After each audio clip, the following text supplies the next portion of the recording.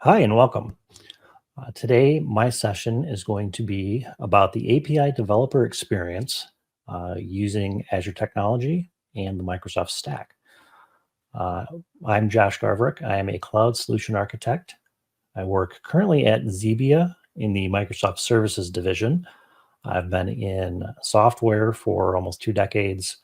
I've played in the DevOps space, in the cloud architecture space, and all points in between. So really excited to go through some of these items with you and go through a couple demos. So let's begin. We're going to be covering a couple of different topics. One is going to be the general API development experience in the Microsoft Azure ecosystem. And I also want to talk through the API development experience from the perspective of the easy path and the hard path. Now, in a lot of cases, a lot of demos that may be out there you see will be a lot of clicking around the Azure portal, and I do want to go through that a little bit. But I do want to also stipulate for folks who perhaps have more stringent guidelines on what they're allowed to access, that there are ways that you can still perform a lot of these activities without having to go to the portal and without having to have write access on a lot of these individual resources in Azure. We're going to round this out by talking about API documentation and discovery. And we're going to touch on a couple of nice preview features that are out there that will actually help speed up your ability to find and use APIs in your organization. The short story is that the API developer experience can feel a little disjointed. There are a lot of disparate tools that are out there that you can put together. Like I said, you can also use the portal to go through and do things, but again, you'll be jumping between different blades, different resource types to be able to make that happen. It doesn't have to be that way, though. You can actually do everything from one interface, and we'll talk about that in a little bit through the use of code spaces. Before we get to that, though, I do want to just kind of reframe the gravity of what we're talking about. We'll go a little bit further into detail. You can build a seamless and consistent developer experience using a few different things: Visual Studio Code, code spaces, Azure API Management, and there are other Azure services that you can also integrate to give yourself a nice rounded experience. Nice caveat with code spaces is that you can also use it as a dev container running, on your network or on your personal machine, and still get the same benefits of being able to use all the goodness that comes with code spaces. There are a couple of extensions for VS Code that are really handy. We're going to be talking about those as well. One of them is the suite of Azure extensions, as well as a couple around API inspection, authoring, and testing through the OpenAPI extension, as well as the Postman extension. And just as a reminder, I know I mentioned this a couple minutes ago, for those who have really strict role-based access control or RBAC governance, where they're not allowed to access the portal or access specific resources, this gives you some options. Okay, so you shouldn't feel like you're boxed in because of security requirements or other constraints. There are still ways to work through these things. Another point to keep in mind is that a little upfront maintenance, cataloging, care and feeding goes a long way towards making sure that your APIs are visible to others. And if others are reciprocating, you can find out information about those APIs as well. It's really key to have great documentation and have a vehicle that will allow you to discover these APIs in a very clean, consistent, and fast manner. Something to keep in mind when we're talking about API development is that it is a very large portion of our industry. And I know that we've all been likely developing APIs for some time. Personally, the first API I worked on was the SOAP API about 15 years ago. And of course, we've come a long way since then.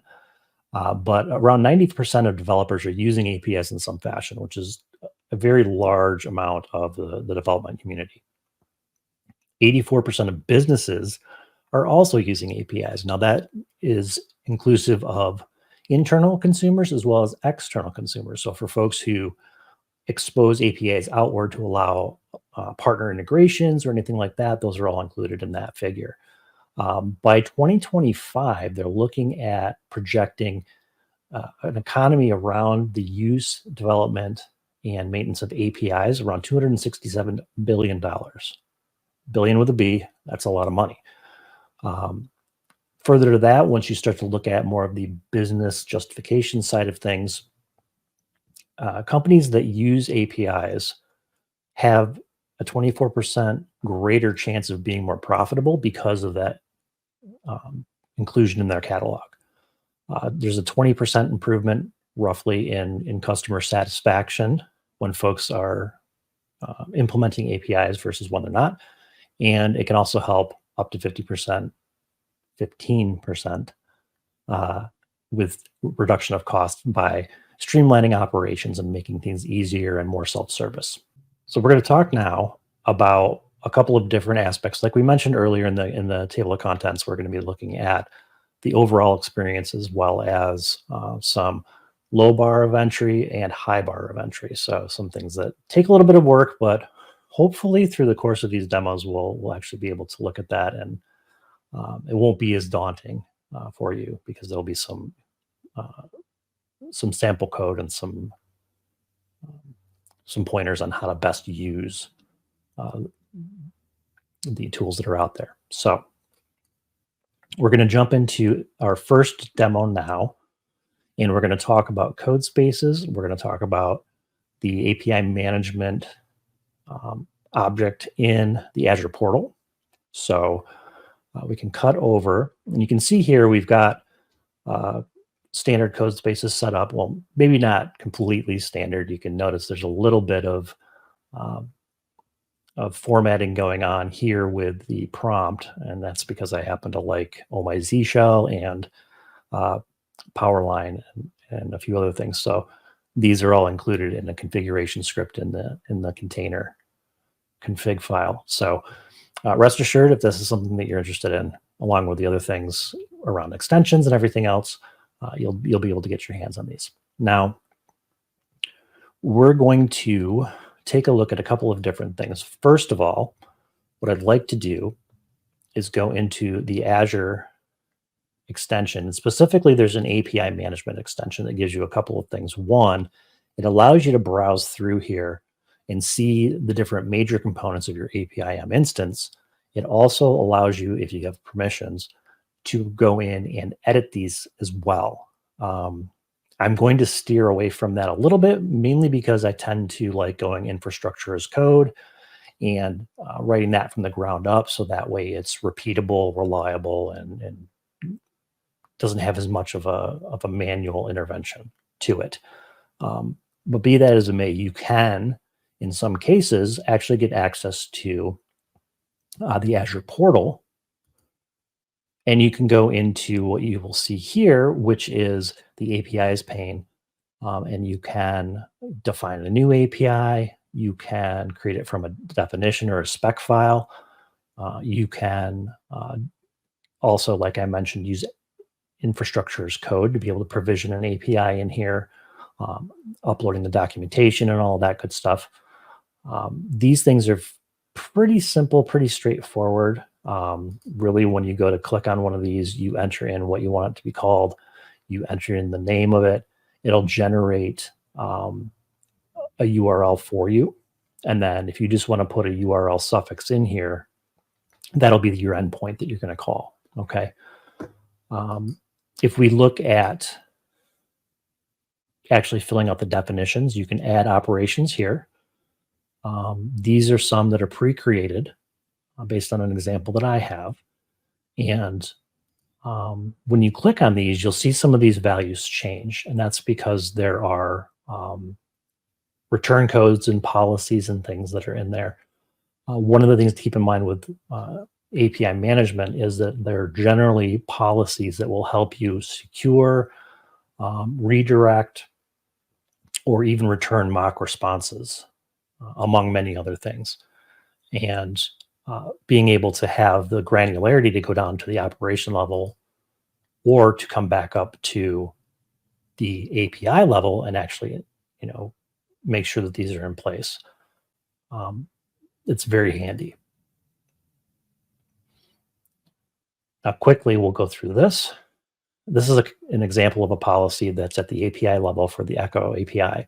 And this gives you the ability to filter based on the method that's coming across. So in this case, there's one for if someone hits this endpoint with a patch method. There's another one down here if it just hits it with a regular get. And it will formulate a mock response in either instance and put that back to the user. Now, how would you do that over here? Well, I'm glad you asked. In order to go through and update policies, you can actually click on them here in VS Code, and it will pull up a copy of what we were just looking at. Might take a moment for it to format, but you'll notice that all of the same information is here. We can still go through and add, edit, update, whatever we like. An additional thing that comes with the API management extension is policy snippets. So you're actually able to go in here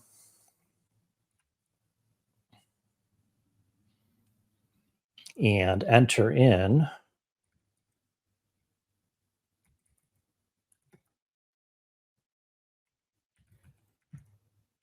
an additional block, and it will help you fill that stuff out. Now, you'll see some of the auto completion come up as well. That's due to me having Copilot installed. So Copilot will give you that kind of automatic code completion based on, obviously, the wealth of information that is out there on GitHub.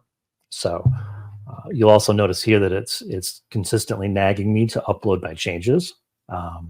I'm going to ignore that because we don't need to do that right at the moment. But this gives you a quick way to at least be able to go in and do things with policy. You can also import from OpenAPI, either a file on your file system or through a link. You can import these from specific cloud services. So if you have an API that's running in an Azure App Service, in an Azure function, and it's exposing that endpoint as well as the specification for it, you can import them right here, and it will bring those into your API management instance, which is definitely helpful, but it does require you to have the ability to access those services. If you can't access them either through the endpoint or through the portal, these probably won't do you too much good, but they do exist, so they are out there. Like I mentioned, one of the things that I like to do, let's get some of these collapsed here, is I like to start fresh, ground up infrastructure as code. So in here, you can see I've got a couple of different folders. I've got one for infrastructure. I've got one for the source code for this Echo API. There's a templates folder in here as well. That's something that gets put in there when you import an API from APIM that happens to be out there into your local environment. It'll actually generate for you the spec file and any of the other templates that you're going to need. So in here, you can see I've got plain vanilla Terraform, and this is going to go through and actually create an API management API object. So this will allow us to create an API within the APIM instance that will hold the information for this Echo API. Now you can also see here that I'm importing the specification from a file, and that is coming from this file right here. A very plain JSON representation of an OpenAPI 3.0 spec. I mentioned earlier that there's a OpenAPI or an OpenAPI extension. And if you have one of these open, it will give you the ability to go through and decompose this at a bunch of different levels. So you can go through and look at it from the paths perspective, and it's going to break this stuff down for you relatively easily. Now you can go through these and look as well, but this does help you with being able to see things in more of an outline format as opposed to just plain old JSON. Having access to that, you can also use Postman to connect to your personal account or your company's account, pull in and use Postman collections to do everything from testing to creating mock servers to creating mock responses. Mostly things that you can do with the Postman desktop application or on the web. You can also do with VS Code and the Postman extension, which is really a nice change. So that way you're not context switching, you're not window hopping. Everything that you need to do is right here, right in front of you. So that is the end of our first demo. We can hop back to our slideshow. One of the things that I like to go through as well is to talk about additional use cases for GitHub Copilot. And in the event that you're doing something that is brownfield or, existing code, legacy code, any of that stuff, GitHub Copilot gives you the ability to be able to do things like extract OpenAPI specs. It allows you to convert policies and scripts from another API management product to Azure APIM. Specifically, an example of that, I've done that for converting Apigee APIs to Azure APIM. And it works fairly well as far as being able to translate between the two types of policy files and incorporate the scripts where you need to. It also helps you with explaining, documenting, and refactoring of API code, which is, as we all know, one of the things that we probably like to do the least is documentation. So having a hand in that is definitely helpful. Now, finding APIs. We've talked through some examples of how you can edit different things in APIM, what the ecosystem looks like. How do you actually find information? Fortunately, we have a couple of different options. One is the developer portal. So if you're not familiar, Azure APIM has a developer portal that you can enable that will give access to folks both internally as well as externally, if you choose, to be able to look up information about APIs that are being published through APIM, as well as to test them out in some cases. There's a mechanism in APIM that allows you to create what are known as subscriptions to specific APIs or to API product lines. A lot of stuff that is beyond the scope of what we're going through today, but definitely a good thing to go check out.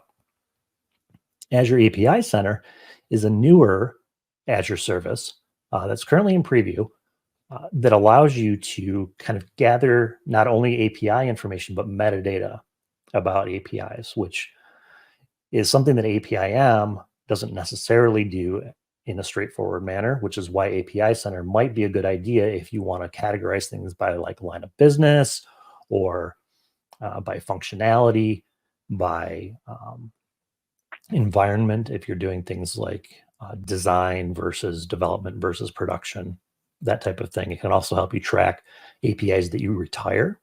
So you can still keep those definitions around, but you can mark it as not being currently active. So at least folks have context as to what you're looking at there. Now, API Center, and GitHub Copilot have an interesting integration as well, which allows for you to query the API Center directly. All you need is read access. And it will actually pull up either a list of APIs that are currently being shown to you through API Center, or you can query it for specific types of APIs. For example, you could go in and ask it for all gRPC APIs. If you need a specific REST API for accounting functions, you can use Copilot to actually query against that information and get you what you need.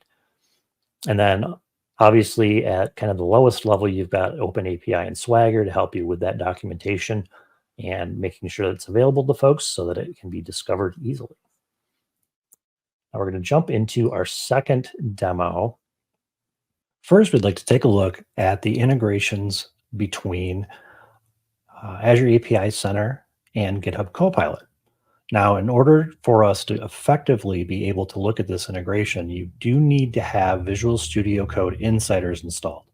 That's really important. You'll also want to make sure that you have the API Center extension as well as the GitHub Copilot chat extension installed.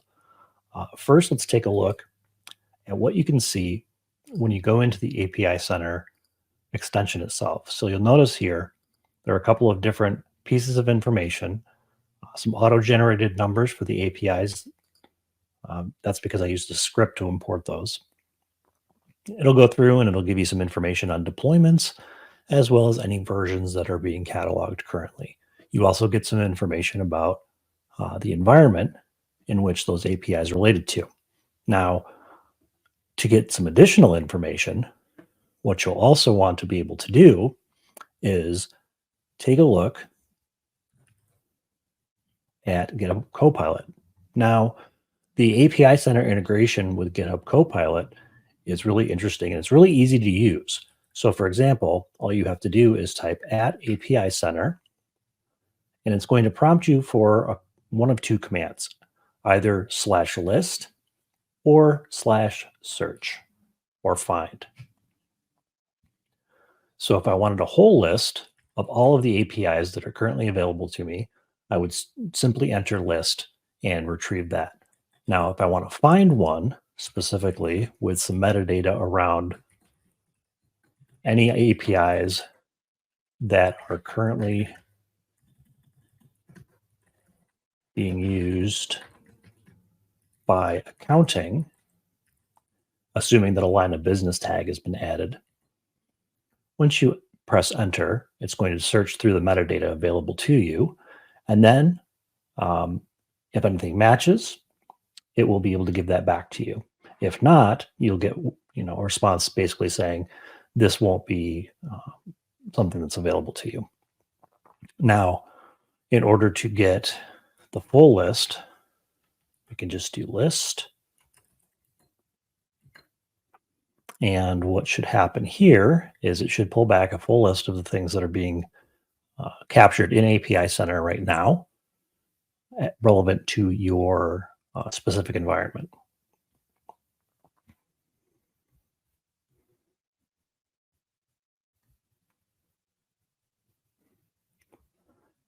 And as you can see, there are a couple that have come back that are specifically installed in API Management and also updated in Azure API Center, all through the use of the GitHub Copilot integration. Now, secondly, we also have the ability to go into the API Center and use what's known as the APIC portal. This is newer functionality. It allows you to wire up an authentication mechanism to go through and ensure that only folks who are supposed to have access to this have access to this. This is what API Center portal looks like. And you can see here that it's basically prompting me to sign in because otherwise I can't see what's going on. So I'm going to sign in, give this a moment to load, and you'll see it comes up with a nice panel view of the different APIs that I have access to. I can filter them by type. I can filter them by lifecycle over here as well. And then if I were to just go into one of these quickly, it's going to give me the ability to swap between versions if there's multiple versions, if the definition format is a default version, or if there's something else that I can pull. It also mentions where it's deployed as well. So you could have multiple deployments that this API is living in, not just Azure API Management. You can download the definition and it will give you more information if it's filled out. So again, it's only as good as what you put into it. But there's definitely some great information here, and the integration with Visual Studio Code itself is bar none the coolest thing, because that greatly simplifies where you have to go to get information about your APIs, and how best to use them. All that information gets returned back to you, again, based on what you put into API Center. So that concludes our second demo. And I'd like to say thank you for taking the time to listen to this talk today. And feel free to reach out to me on the socials. My handle is @jgarverick. Happy to answer questions, and hopefully folks can find some usage out of the code samples and everything that will be accompanying this. Thanks.